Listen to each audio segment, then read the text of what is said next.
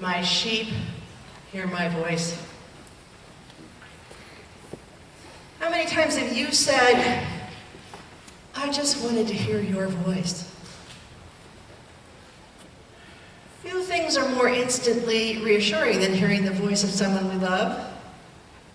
The voice of a mother, for instance, can be recognized by her children in less than 1 second. Or so people who measure these things tell us. Because the mother's voice is so deeply encoded in the brain that the child's mind uses it as a compass. Her voice helps her children to go calm, to have confidence. And even beyond childhood, the sound of our name on the lips of our dear ones is the sound of love, the sound of rightness, the sound of life. Hearing the sound of our name with love is intimate and powerful. But I only really understood how deeply connected we are through voices when my son was born. His father was holding him there in the delivery room, and I said something, I don't know what it was. And when I said something, that child at age 20 minutes turned his head toward me. I was astonished.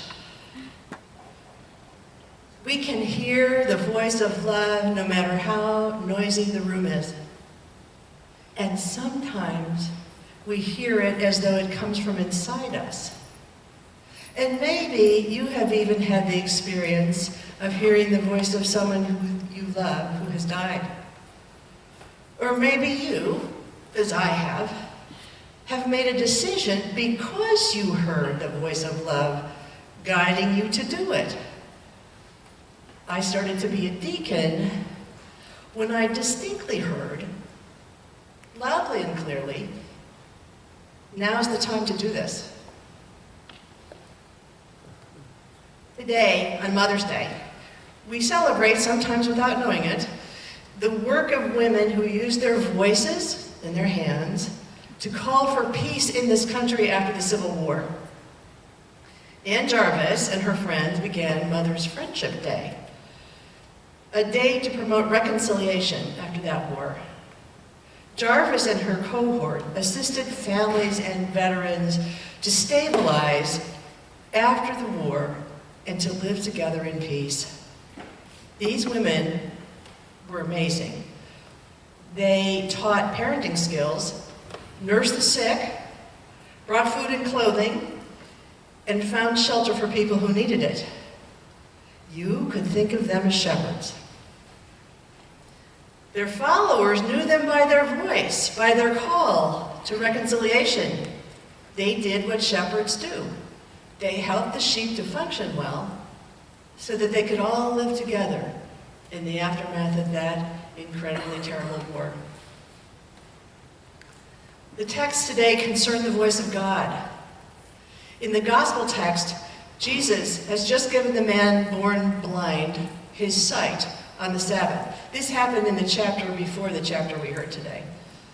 The Pharisees are unnerved and angry, thinking that Jesus is not concerned about the law.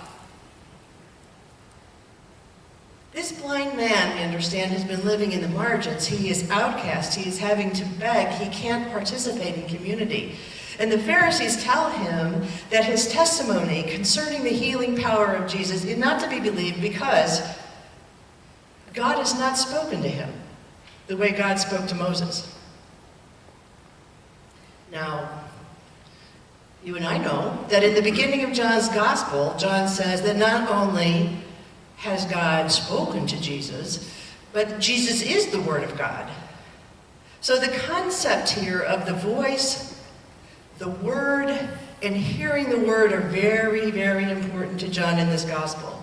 And John is making the point that hearing the voice of God gives legitimacy to mission and purpose and authority. But Jesus doesn't say overtly that he is of God and from God in this parable.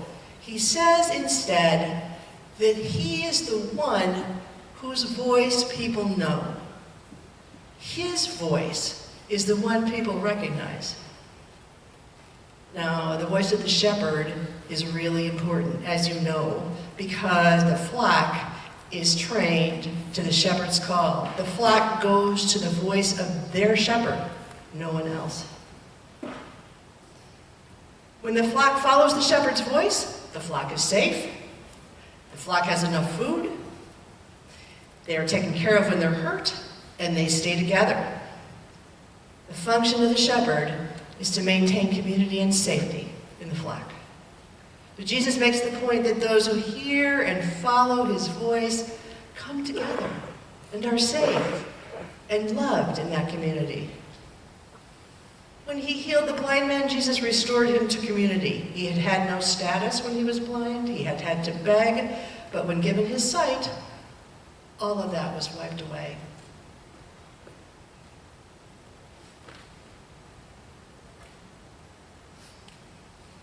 This function of healing restoration is evident again when Peter restores Tabitha. Peter, who most definitely, we are given to understand, heard and cherished the voice of Jesus. Peter is seen by other people as someone who can do what Jesus does. Because Peter is of the flock of Jesus. So the voice of Jesus, the teaching, the healing, the feeding, and the raising up must be there inside Peter. And people believing this ask him to do something miraculous for this dying woman. Well, you know how that goes. When you're faced with something difficult, when someone needs something from you that's really difficult, you summon the voice and the gifts of people who have taught you. For me, it's hearing the voice of my Father who said to me over and over, just sit there and listen, just listen, Annette. Just wait for it, and they will tell you what they need. For Peter, it was seeing and feeling and being with Jesus who believed in the power of God to heal. We are given these ancient and beautiful stories to remind us to listen and look for the Word of God wherever we are. In our crazy world, there are so many voices calling us that it's hard to distinguish up from down. And it gets very complicated, I think, because there are so many people who claim to understand and to say that the voice of God is justification for directing national policy, for instance, or selecting governments, or deciding how to act as a nation among other nations. In fact, as you know, the voice of God has often been cited as the reason for exclusion and division. But the story of the shepherd is that when the sheep really follow the shepherd's voice, they are all safe. They all have enough to eat, and they all thrive. Just as the voice of the mother or the father who acts as a mother, or of anyone who stands in the mother's stead, is deeply and irrevocably encoded in our bodies, so also is the voice of the shepherd who has given us heaven. That voice and our capacity to respond to it is waiting there inside us, inviting us to listen. The promise of the resurrection is that the shepherd will always be with us, no matter how far we wander, no matter how lost we get, no matter how much we pretend not to hear. Every move we make toward each other, toward love, toward justice, is prompted by that voice. Every time we decide to do something which brings safety or nourishment or peace, we are following the call of God. The rest of what we do is just resistance. The rest of what we do is just shutting out the call of the one who can heal all our hurts and wipe away every tear. And so today, if you are a mother, or a father who mothered, or a friend, or an auntie, or a cousin, or an unrelated someone who stood in the stead of a mother, may you be well and truly blessed. For your voice has helped the child to recognize the voice of God. And if you are not a mother or a mothering person, but you are moved by these beautiful texts, remember that any time you offer safety or sustenance or comfort or justice, you also speak with the voice of God.